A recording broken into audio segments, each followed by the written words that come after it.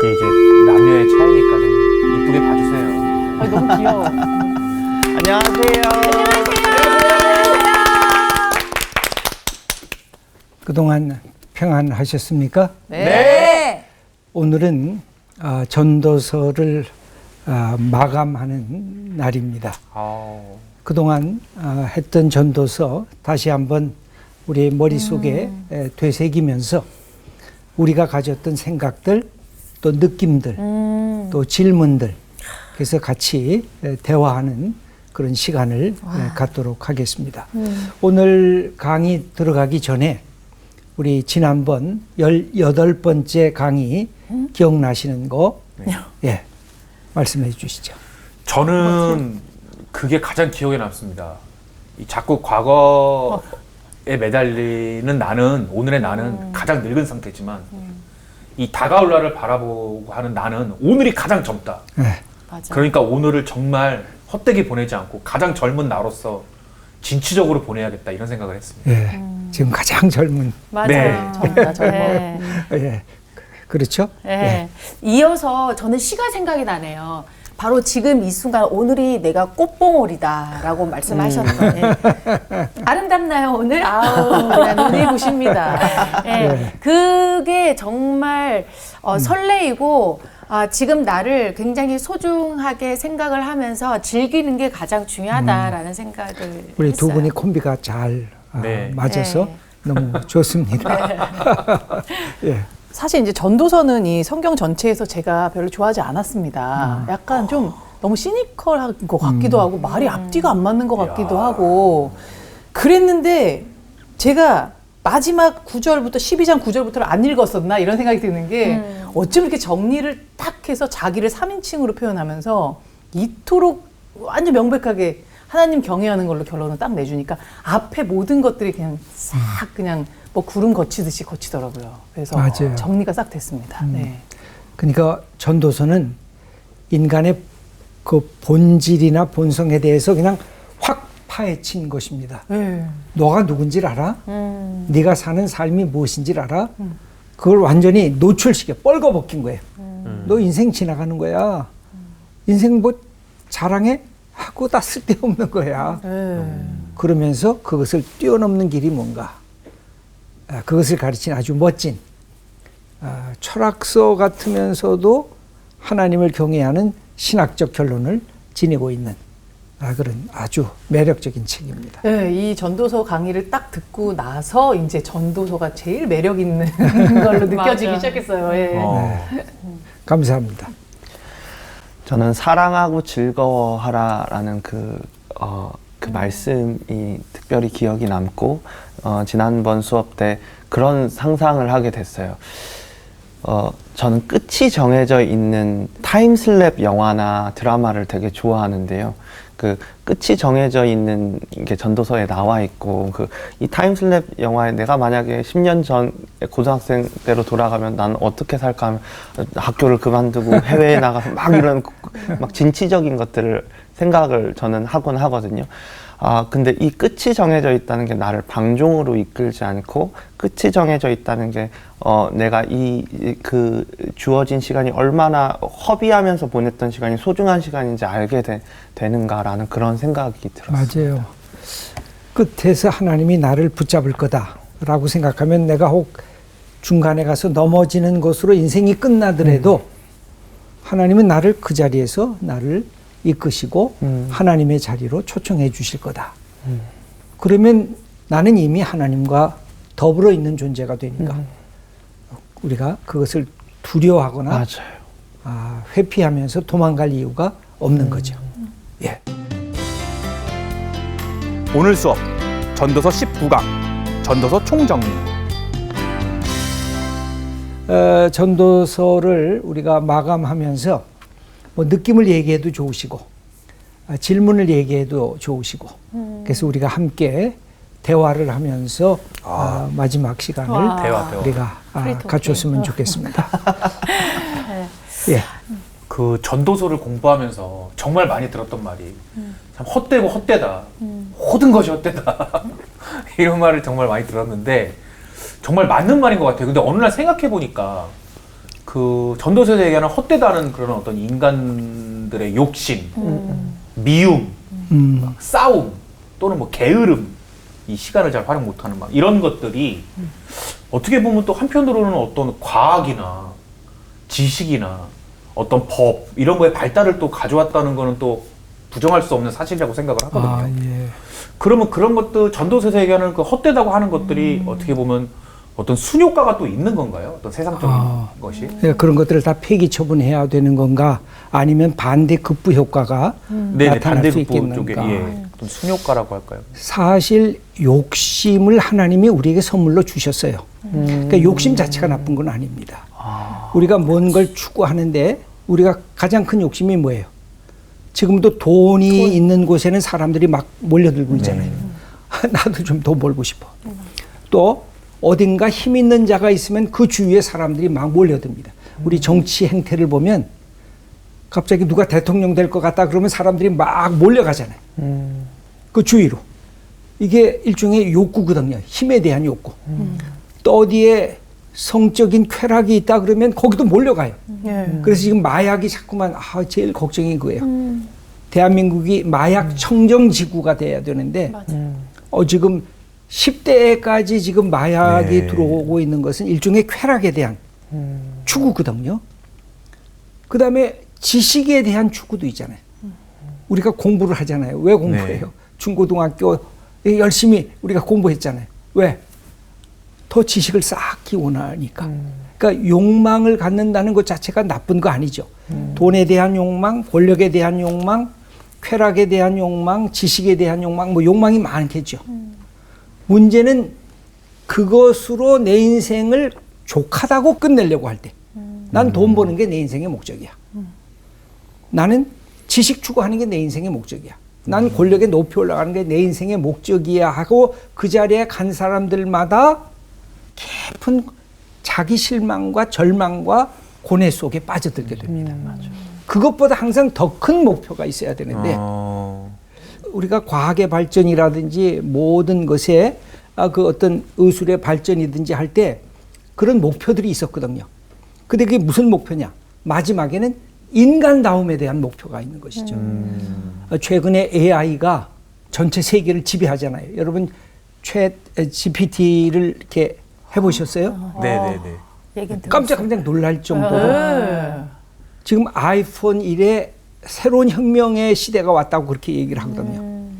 근데 그 샘 알트만이라고 하는 사람의 얘기를 들어보면 자기가 이것을 만들면서 약간의 두려움이 있대요.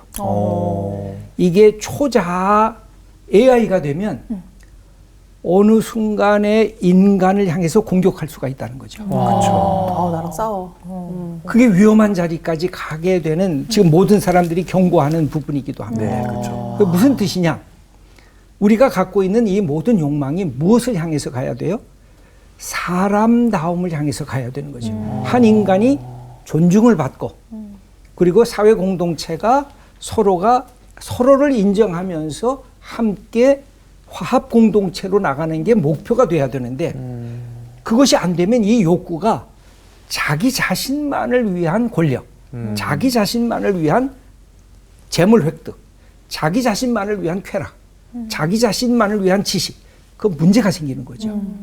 그래서 이런 욕망 자체가 있다고 하는 것은 그건 하나님이 주신 선물이에요. 그 자체가 나쁜 게 아니에요. 그걸 귀히 여기고 그 목표가 뭔가. 네네네. 그것만 바르게 생각하면 때로는 미워하는데 뭘 미워하는가? 나 자신을 미워한다. 약간 문제가 있잖아요. 내 죄를 미워하는 건 괜찮은데. 그 다음에 내가 다른 사람을 미워한다. 아니 다른 사람이 잘못한 것에 대해서 내 마음속에 분노가 생기면 괜찮은 건데 그러나 그냥 다른 사람을 미워하면 상대방을 해치게 되잖아요. 그건 문제가 생기는 거죠. 그러니까 문제는 그 욕망의 목표가 뭔가만을 바르게 생각하면 내게 주어지는 그 욕망이나 모든 어떤 접근은 내가 볼 때는 상당히 의미가 있는 것입니다. 그것이 과학도 발전시키고 그것이 의학도 발전시키고 그것이 우리가 갖고 있는 삶의 인문사회적인 풍성함을 마련해 주는 것이기 때문에 결코 나쁜 게 아니죠. 그런 점에서는 오히려 더 적극적으로 나갈 필요가 있습니다. 예. 저는 이제 그 지혜서라고 그러면은 잠언, 전도서, 욥기를 보통 많이들 말을 하는 것 같은데 항상 잠언은 지혜서가 딱 맞는 것 같은데 전도서가 뭐 지혜서인가 했는데 또 보고 나니까 또 전도서가 지혜라 네, 그러죠. 지혜서 같기도 하고 그래서 이 세 가지가 좀 같은 지혜서로 묶이긴 하지만 굉장히 색깔이 다른 것 같거든요. 어떤 특징이 있는지. 예. 사실 우리가 지혜서라 그러면은 잠언, 욥, 그다음에 전도서 네. 이렇게 특별히 꼽는데 이 지혜서의 특징 하나는 뭐냐면 일상의 삶을 경험하면서 그것을 어떻게 견뎌내고 거기에 어떻게 의미를 찾고 그것을 더 아름답게 만들 것인가가 이 지혜서의 특징입니다. 예언서는 역사의 불이나 어떤 권력자의 악함을 보면서 그것을 하나님의 공의와 정의로 심판하는 메시지라고 한다면 예. 이 지혜서는 내가 인생을 살 때 어떻게 인생을 살아야 인생이 보람있게 의미있게 바뀌어질 수 있겠는가. 그랬을 때 그 일상성을 가장 강조하는 게 뭐냐면 잠언서예요. 잠언서에 보면 주제가 우리가 기본적으로 생각하는 모든 주제가 나옵니다. 네. 내가 아침에 일어날 때 어떻게 해야 되고 내가 사랑하는 사람을 만날 때 어떻게 해야 되고 친구를 만날 때는 어떻게 해야 되고 돈을 벌 때는 어떻게 해야 되고 내가 갖고 있는 시간을 활용할 때는 어떻게 해야 되고 그래서 늘 일어나고 있는 일상성 속에서 삶을 가치 있게 만드는 거 그게 잠언의 특징이라고 할 수가 있습니다. 그런데 여기에 이런 자연스러운 행복의 과정으로 가는 이 과정이 단절이 되는 것을 경험할 때가 있잖아요. 예. 네. 그게 두 가지인데 하나는 육체적인 고통. 그게 욥기예요. 그래서 내가 행복해야 되는데 욥은 제일 처음에 행복했잖아요. 네. 근데 어느 날 갑자기 육체적인 질병과 삶의 자기가 일상성으로 여겼던 그 질서가 다 무너지는 것을 경험을 합니다. 그러면서 깜짝 놀라는 거예요. 하나님, 당신이 살아계시면 왜 이렇게 고통을 주십니까? 내가 그렇게 뭘 그렇게 잘못했습니까? 막 욥이 하나님께 막 대항을 하거든요. 하나님 뭐예요 도대체? 그 하나님 앞에 저항을 하면서 막 그렇게 투쟁하는 얘기가 욥기거든요. 그래서 인생에 내가 예상치 못한 고통의 문제가 다가올 때 그 고통을 어떻게 인식하고 어떻게 내가 대하는가. 그 속에서 하나님의 큰 섭리가 무엇일까 하는 그 문제를 답하고 있습니다. 근데 육체적인 고통뿐만 아니라 또 하나의 문제가 있는데 삶의 의미를 놓칠 때 그러니까 인생이 행복할 때가 언제냐면 내 삶이 의미가 있어. 나는 할 일이 있어. 나는 소중한 존재인가 봐. 나는 하나님이 사랑하시는 존재고 사람들이 나를 귀히 여기는 존재야. 이 의미를 깨달으면 사람은 행복해지고 사람은 뭔가 새로운 것을 향해서 부딪혀 볼 그런 용기가 생겨요. 근데 우리가 자살하는 사람들이 있잖아요. 핵심은 뭐예요? 삶이 무의미해지는 거예요. 내가 살아도 아무도 나에게 관심이 없는 거예요. 외로움이 그를 지배하는 거예요. 보통 자살하는 사람의 특징은 한 사람도 자기의 문제에 대해서 들어줄 사람이 없다. 그럴 때 포기하는 거예요. 그러니까 친구가 중요한 게 왜 중요해요? 그래서 여러분들이 어려우면 수다를 떠셔야 돼요. 야, 나 이런 문제 있는데 나 누구가 싫은데 누가 미운데 수다를 떠셔야 그게 해결이 돼요. 근데 내 이야기를 토로할 사람이 없어요. 인생 아무것도 아니구나, 무의미하구나, 나를 도와줄 사람 없어. 나는 홀로야. 그러면서 자기의 생명을 끊어버리는 거거든요. 그 무의미성에 대한 대답을 전도서가 하는 거죠. 육체의 고통을 특별히 욥기가 했다면 삶의 무의미성과 허무에 대한 부분을 이 전도서가 하고 있으면서 이 전체가 그러므로 우리가 인생을 하루하루 살면서 어떻게 살아야 될 것인가 하는 인간의 본질적인 삶에 대한 이야기를. 그래서 지혜서는 근본적으로 삶에 대한 얘기예요. 일상적인 삶에 대한 얘기예요. 그런데 그것을 가치 있게 어떻게 살아갈 수 있을까. 그래서 그 반대되는 거대한 두 가지 주제. 하나는 고통, 하나는 무의미성. 이것을 아주 크게 대두시키면서 우리의 인생은 그래도 살만한 가치가 있어. 그래서 다시 한번 표명하고 있는 거죠. 그러면 선생님 제가 막 몸이 너무 아파요. 그때는 욥기를 보고 마음이 너무 혼란스러워. 그럼 전도서를 보고 잠언은 매일 이렇게 하면 되겠네요. 그렇지요. 그러니까 매일 세 개를 다 읽는 건 매일 어때요? 세 개를 다 읽어요. 굉장히 지혜로우신 분인데 잠언은 31장으로 돼 있잖아요. 네, 하루 하나씩. 그래서 하루에 한 장씩 읽어 나가기에 제일 좋은 네. 책이 잠언서이기도 합니다. 근데 약간 잠언이랑 전도서랑 좀 말이 다른 게 좀 있지 않나요? 좀 그건 부딪히는. 보는 관점에 따라서 달라지는 거예요. 인생을 일단 긍정하면서 그 긍정성 속에서 어떻게 더 보람있게 살까. 이쪽은 인생을 아무것도 아니하고 부정하면서 그럼에도 불구하고 어떻게 인생을 보람있게 살까. 이쪽은 그런데 그래서 어떻게 인생을 보람있게 살까라고 한다면 이쪽은 그럼에도 불구하고 어떻게 보람있게 살까.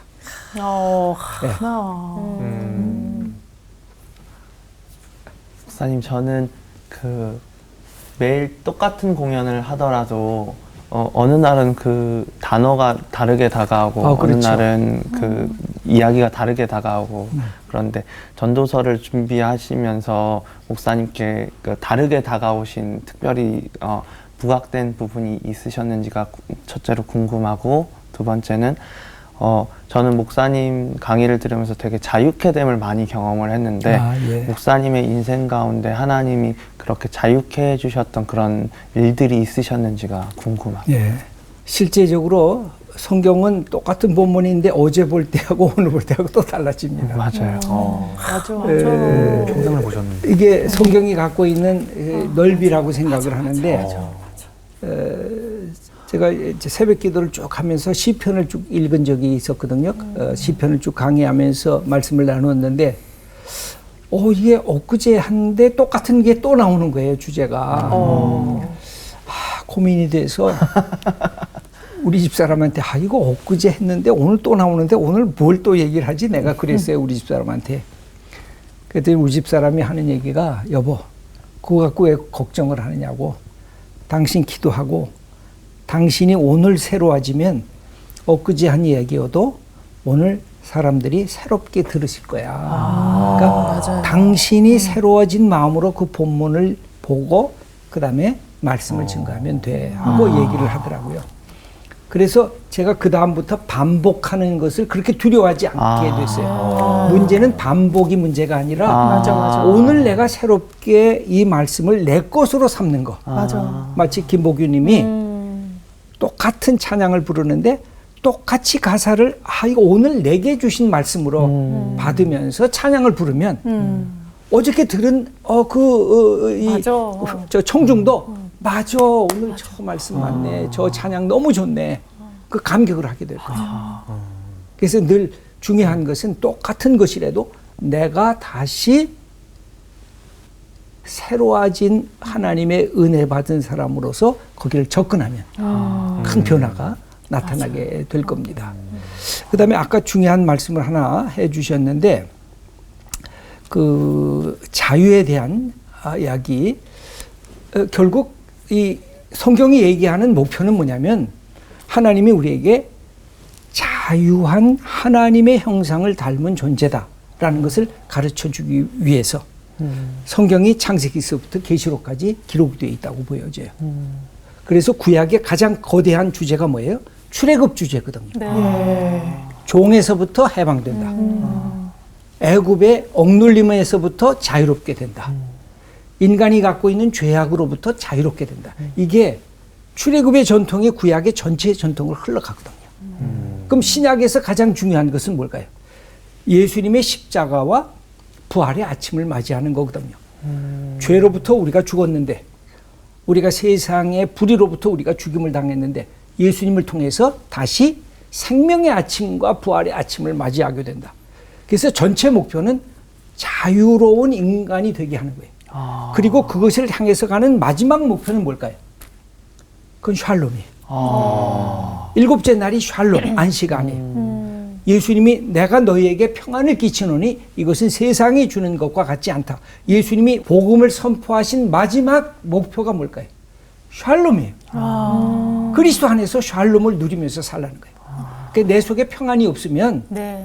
뭔가 내가 주님이 주신 마지막 목표에 이르지 못했다는 사실을 늘 우리가 자아성찰을 해야 돼요. 그래서 항상 자유로운 샬롬을 우리가 누리고 있는가? 네. 내가 누리고 있는가? 우리의 가족이 누리고 있는가?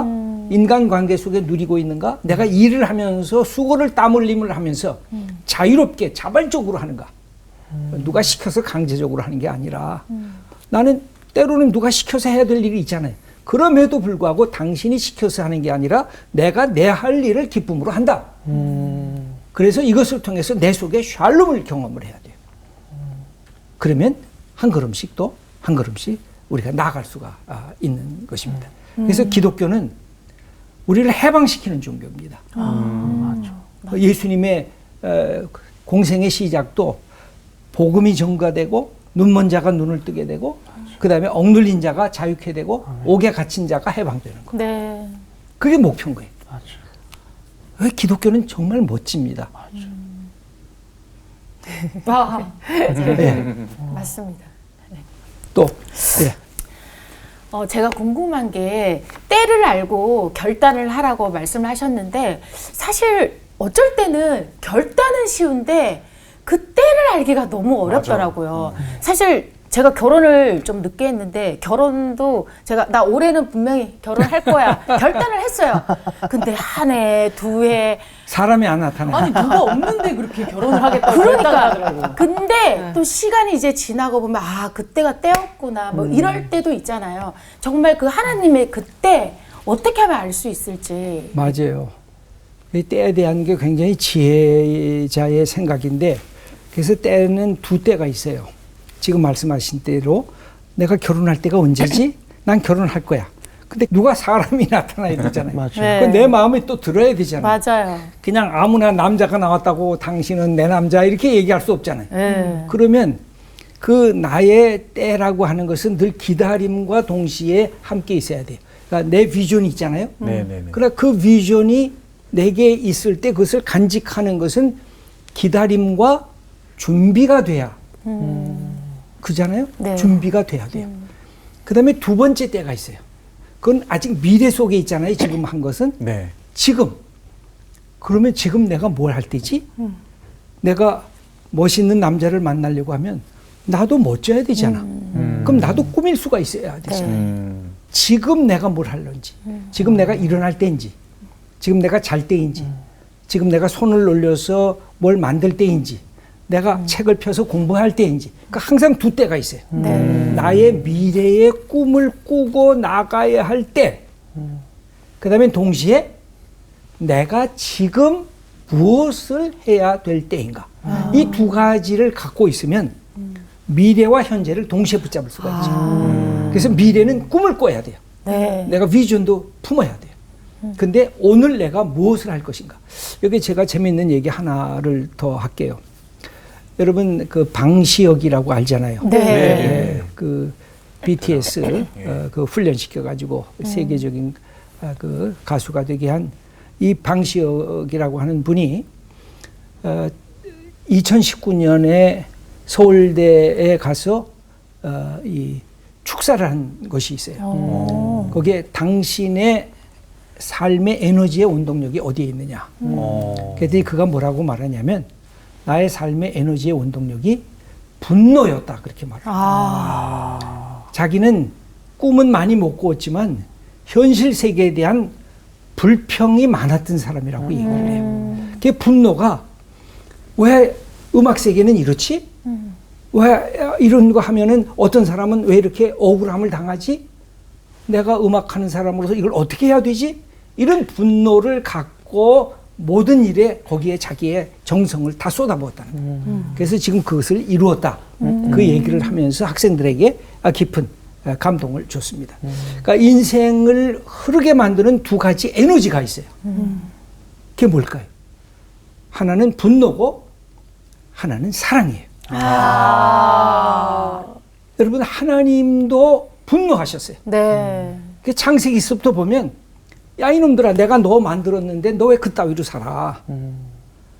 내가 너희를 구원했으면 좀 잘 그 다음엔 살아야지. 왜 반복적으로 죄악 속에 들어가? 왜 우상은 왜 숭배해? 하나님 아닌 존재에 대해서 왜 너희들이 예배해? 하나님의 분노가 쫙 기록이 돼 있어요.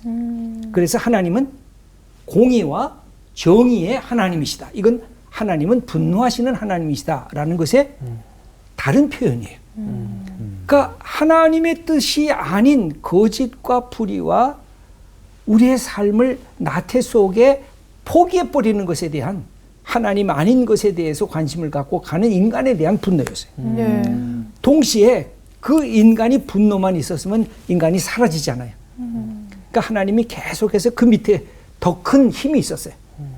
국률과 인자하심이었어요. 그래도 나는 너하고 약속한 것을 나는 지켜. 나는 자비의 하나님이야. 나는 국률의 하나님이야. 그러면서 넘어간 것을 계속 또 찾아오세요. 다시 해야지. 다시 이렇게 해야지. 화가 나셨는데 다시 또 이렇게 불러드리세요. 가장 결정적인 게 뭐예요? 예수 그리스도의 사건이에요. 그 속에 하나님의 진노와 하나님의 국률이 동시에 일어난 것이 십자가와 부활의 아침의 사건이에요. 이 마틴 루터가 종교개혁자인 마틴 루터가 나는 분노가 있을 때 말씀을 더 잘 증거했다 그렇게 표현해요. 왜? 로만 카톨릭의 이 잘못된 것을 보면서 마음에 분노하니까 그 설교가 막 그냥 폭포수처럼 쏟아지는 거죠. 근데 더 큰 에너지는 뭐예요? 국률과 인자와 사랑이라는 그것으로 끌어안으면 그 공동체나 나 자신의 변화가 그 속에서 일어나는 거죠.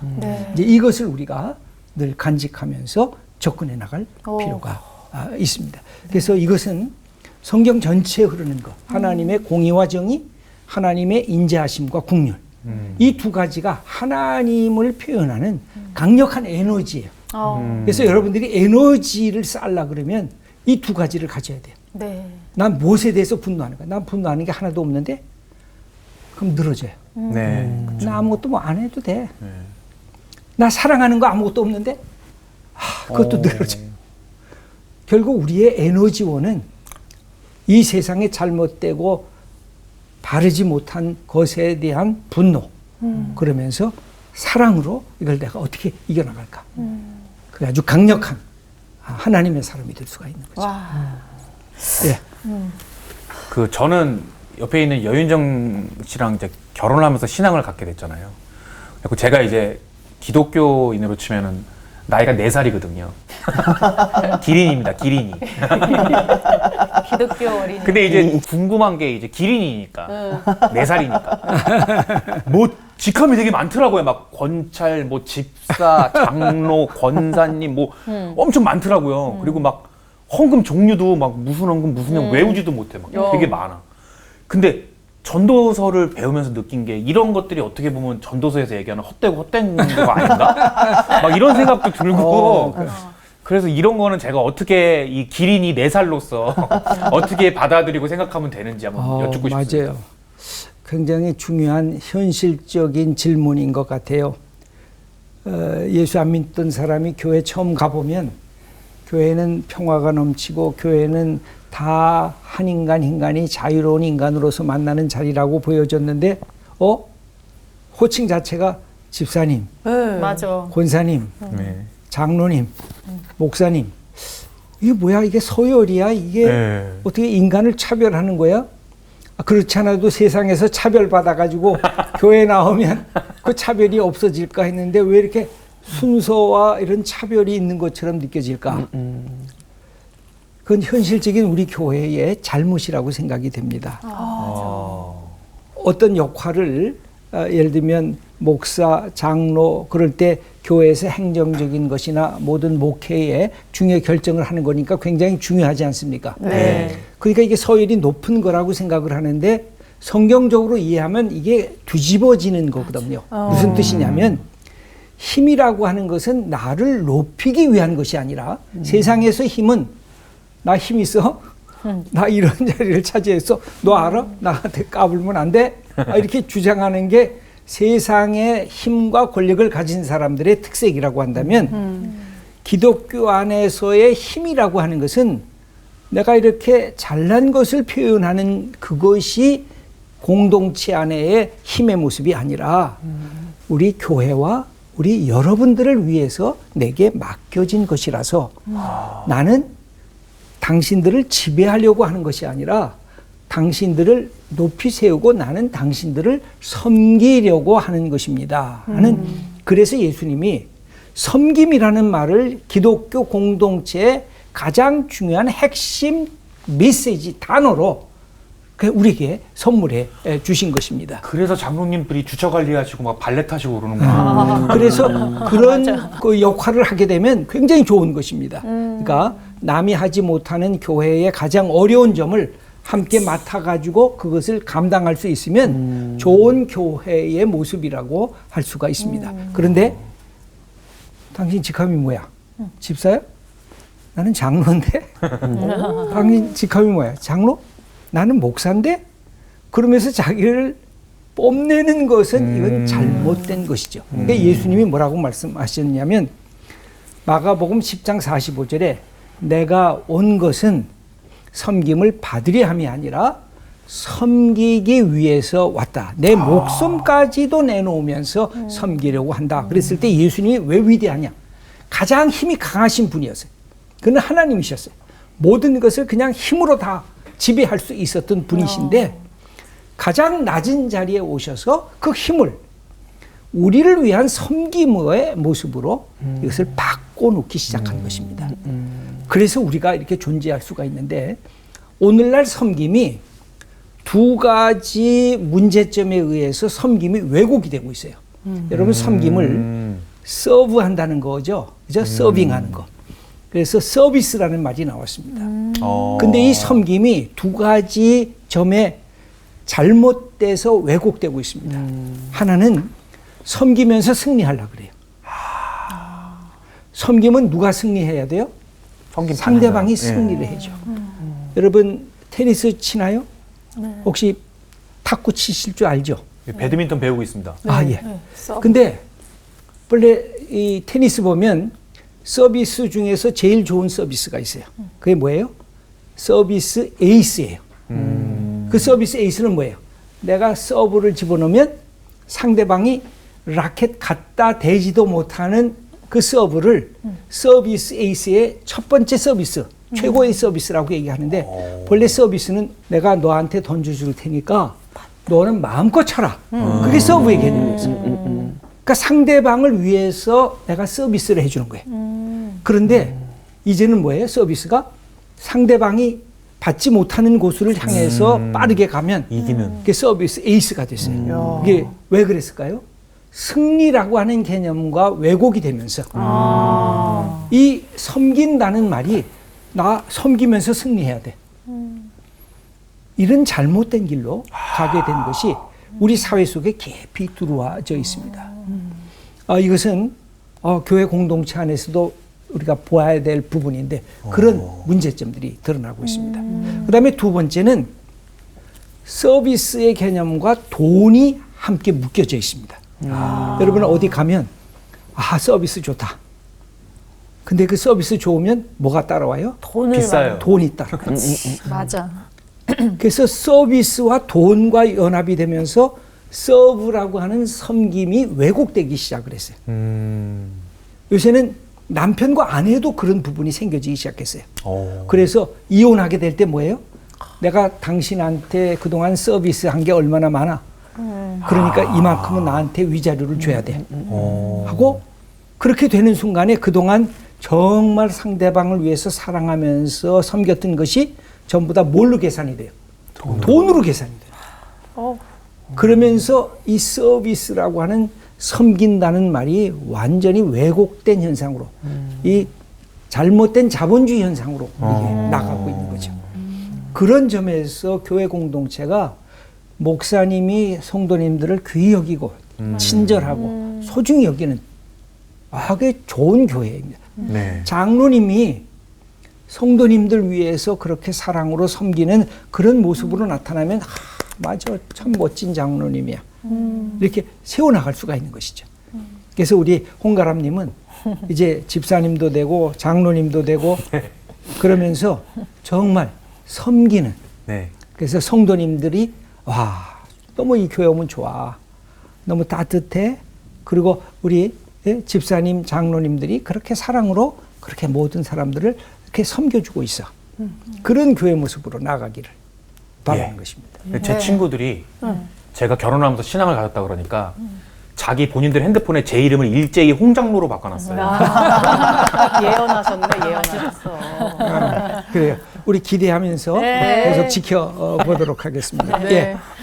목사님, 저는 좀 또 어떤 개척교회 목사님 통해서 들은 얘기인데, 그러니까 또 너무, 그러니까 잘 섬겨주시려고 하시다 보니까 어떤 성도분이 또 너무 무례하게 또 목사님한테 그렇게 대하시는 케이스를 들은 적이 거꾸로? 있거든요. 그럼 그럴 때는 어떻게 섬기면서 그런, 그러니까 뭐랄까, 그런, 그러니까 뭐 권위까지는, 권위라고 해야 되나? 그러니까 네, 그런 거를 잘 할 수 있을까요? 그게 실제로 어려운 부분인데 그 예수님은 자기 자신을 완전히 바닥에 내려놓으시면서 우리를 섬기셨습니다. 네. 근데 우리의 섬김은 거기까지 갈 수가 없어요. 근데 나를 무시한다. 내 섬김을 우습게 여긴다 그러면 그거 잠깐 멈출 필요가 있어요. 왜냐하면 상대방이 존중해 주지 않는 섬김이 반복이 되면 그 만남이 깨져버리게 되어져 있습니다. 이건 부부도 마찬가지예요. 아내를 위해서 잘 따뜻함으로 섬겨주고 아내는 남편을 위해서 따뜻함으로 섬겨주는 게 상대방을 인격적으로 존중하면서 진행이 돼야 이게 지속이 되지. 한 사람은 그냥 그러면 다른 사람이 섬기는 사람을 무시해요. 섬기는 사람을 내 마음대로 할 수 있는 줄 알아요. 이건 완전히 잘못된 거죠. 근데 섬기면서도 아니오를 할 줄 알아야 돼요. 아니야. 이렇게 요구해서는 안 돼. 내가 당신을 위해서 이렇게 사랑으로 섬기지만 이것은 나를 무시하는 거야. 내 인격을 파괴하는 거야. 이건 때로 저항을 해야 돼요. 그래서 우리가 섬긴다는 것은 무조건적으로 내 배알까지 다 없애버리고 그냥 섬긴다고 생각하는 거는 사실 불가능해요. 우리 예수님만 가능하셨던 모습이에요. 예수님 그래서 죽기까지 하셨잖아요. 그런데 우리는 그런 점에서는 옳고 그름에 대한 분별을 하면서 이걸 체크를 하셔야 돼요. 그래서 이 마지막으로 이 전도자를 통해서 하고 싶은 이야기는 그건 것 같아요. 내 몰골을 봐라. 너는 어떤 존재인지 내 꼬락서니를 봐라. 인생이 그렇게 긴 게 아니야. 인생은 잠깐 있다가 안개처럼 사라지는 거야. 그리고 인생은 지나가는 거야. 이걸 그냥 노출시키는 거죠. 인생의 문제, 인생의 아픔, 인생의 허망함을 그대로 노출시키는 거예요.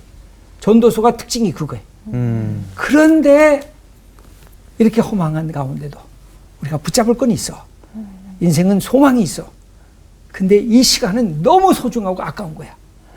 그러니까 이 시간을 정말 하나님 사랑하고 하나님 경외하면서 즐겁게, 기쁘게, 감사하면서 살아. 그것이 인생의 본분이야. 이렇게 선언하는 게 바로 이 전도서의 메시지가 아닌가. 네. 그래서 저는 여러분들이 그런 축복들을 정말 마음껏 누리면서 그러니까 예수 믿는 걸 자랑하셔야 돼요. 제가 얘기 더 하고 싶은 것 중에 하나가 뭐냐면 이 세상에 가장 매력적인 분이 누구냐? 예수 그리스도. 가장 인간답고 그러면서도 인간의 삶의 깊이를 아시고 우리를 사랑하시고 찾아오신 분. 예수 그리스도가 가장 매력적인 분입니다. 그래서 여러분들이 가장 매력적인 분을 믿고 하나님을 사랑하시는 분이기 때문에 여러분들이 가장 매력적인 분이고 아주 멋진 분들이고 그래서 이 소중한 우리 삶을 마음껏 누릴 수 있는 우리 하나님의 아들들, 딸들 다 되시기를 축원합니다. 그래서 전도서 모든 강의 19번째로 오늘 마치도록 하겠습니다. 감사합니다.